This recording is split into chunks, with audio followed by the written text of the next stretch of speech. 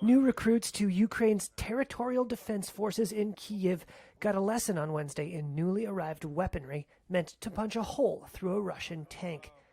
And this instructor, who only gave his name as Alex, told Reuters these men were ready to welcome the Russian army when it tries to take the city.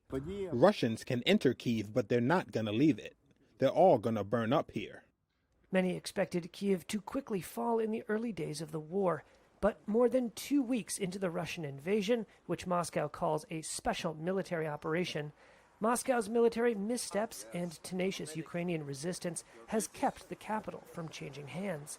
Of course, we understand and see that the enemy wants to seize Kyiv. We understand that very well. Alexei Kuleba is the governor of the Kyiv region. Of course, they were not able to seize Kyiv immediately. Their aim was to do so in 2 or 3 days. This is a well-known fact.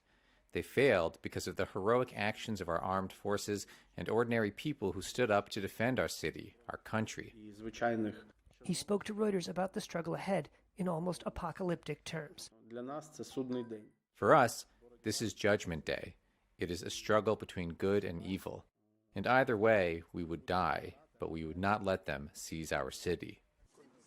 Sounds and symbols of Ukrainian resolve spring up around the city. On Wednesday, the remaining musicians of the Kyiv Classic Symphony Orchestra performed the Ukrainian and European Union anthems. The show was broadcast live on Ukrainian TV. The conductor called the concert an action for peace. That is the message here, praying for peace, preparing for battle.